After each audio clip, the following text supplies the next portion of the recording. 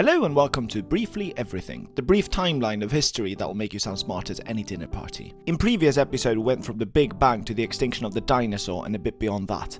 You should trace back in our episodes if you want the entire story of things. But this leads us up to today where we'll talk about humans entering the world stage. Please enjoy. So let's start 6 million years ago when a single female ape had two daughters. One became the grandma of all the chimpanzees. The other one is our own grandmother. So the chimpanzee is our closest relative who's still alive today.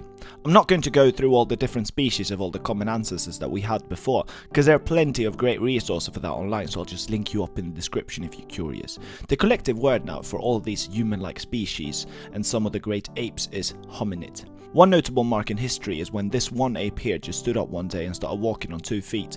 We call this bipedalism, and it's generally what made us split with the apes around this same time.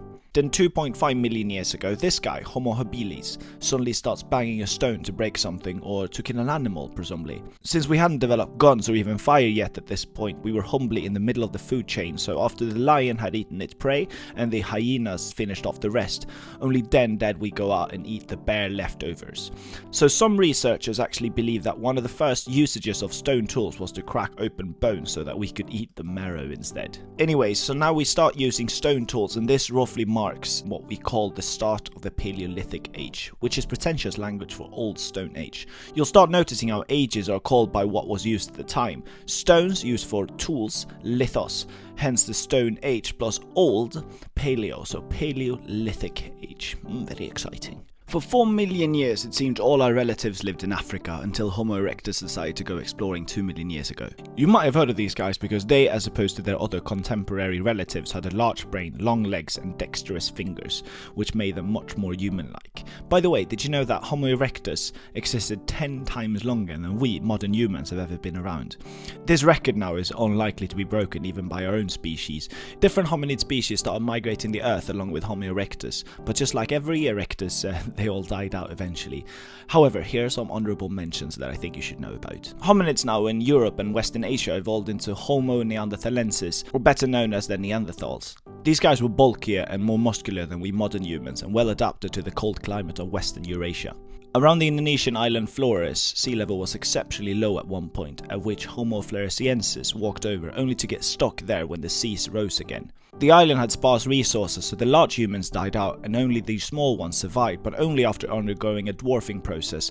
Homo floresiensis reached a maximum height of only 1 meter and weighed no more than 25 kilograms. Now, making another historical mark in our timeline, around 800,000 years ago we made the greatest invention up until this YouTube channel. Homo erectus was at it again, and they learned to control fire this time, which means they could 1. Stay warm, 2. Stay protected, 3. They did not get food poisoning, and 4. They could get more nutrition from the same food that they ate. There are also more benefits that came with the advent of fire. For instance, we didn't have to spend as much time eating anymore, and since food was much more digestible now, we got smaller teeth and shorter intestines, which saved us a lot of energy. So all in all, the advent of fire was a win-win for everyone. Well, for everyone who knew how to control it at least. We've now moved from the millions down to the 100,000 years ago and learn of our ancestors and the Paleolithic Age and the advent of fire, which helped us usher hominids towards the top of the food chain.